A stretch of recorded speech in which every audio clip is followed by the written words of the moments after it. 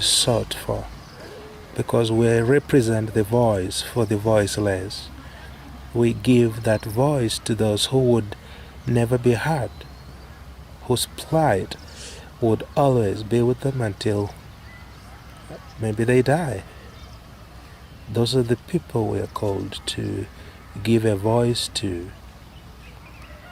And so, as we look for solutions, we don't really stop the help. We make sure that at least the person has been solaced, has received something, some form of support, as we seek out for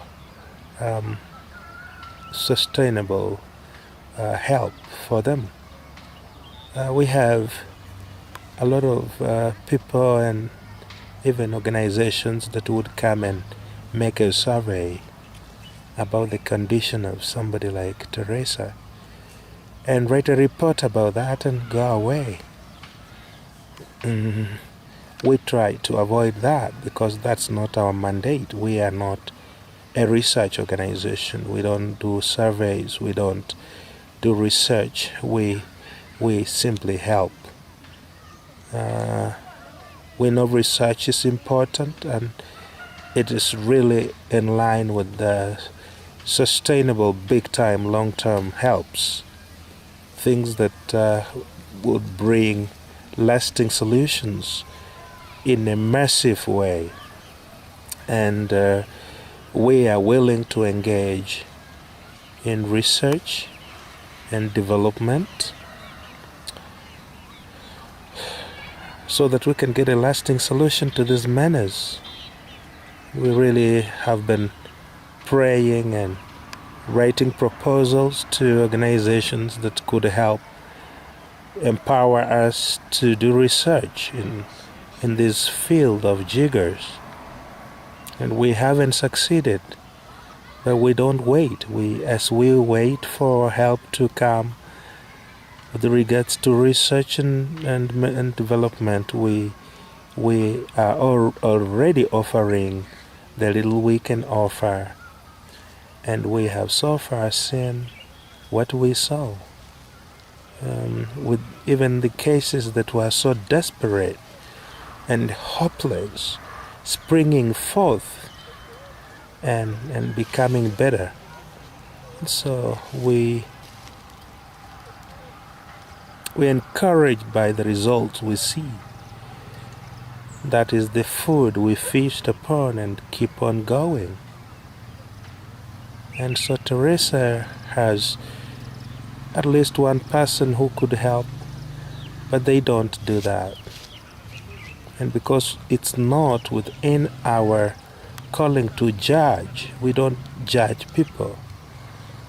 Because judgment precedes sentence. And we don't sentence people because a judge must also sentence you to a given punishment. And those people who judge others will always pass some form of sentence which is not really favorable, with the motive of punishing. So when you judge, you must know that you also pass judgment, because you don't judge and just sit there. After you have done the analysis of the case at hand, you must sentence. You must pass sentence. And when you pass the sentence as a judge, it means you're done with the case. You hand over to another authority, to the prisons department, to the correctional services. You don't again go and you become a prison warder or a prison officer. No, you hand over the victim of your judgment to somebody else to deal with them, so that now your hands are washed, although they can never be clean. When somebody has been imprisoned, they can forget everything else, but they will never forget the judge who sat on the bench and passed that judgment. And most of the times they will feel, this person shouldn't have done this to me. Look at how I'm now separated from my family. Look at how much I'm now suffering because of this judgment that was meted upon me by that judge.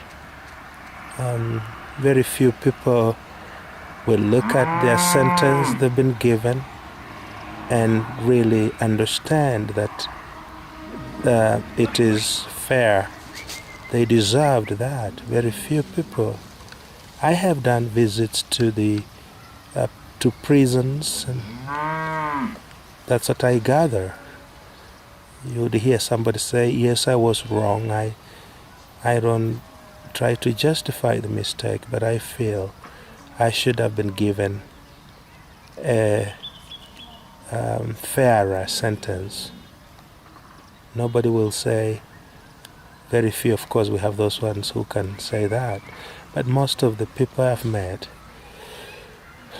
always tell me this was too harsh. I know the mistake was there, but it was too harsh. I don't agree with the decision they made, and that is why we always get appeals. While somebody's inside, they will still make an appeal, and then we have the appellate courts and the appellate processes that seek to rescind the decisions, the judgments that were passed by that highly distinguished judge on that fateful court day. And so we know that there are people who should be helping Teresa. We know that. But they don't. So we then present ourselves and we stand in the gap. That is our calling. We are called to actually stand in the gap. And judgment is not within our jurisdiction. And that is why we don't ask a lot of questions. In fact, our questions come later on. After we have now finished with her, then we talk to them. And it's not like we don't try to train people on hygiene and these things. We do that because it supports our work. It makes our work easier when people have been taught hygiene, and so we teach them hygiene, and we try to encourage them to help those who are special cases like Teresa to be more hygienic by washing them, by advising them and helping them learn some routines, some simple routines like cleaning their own bodies. We do that.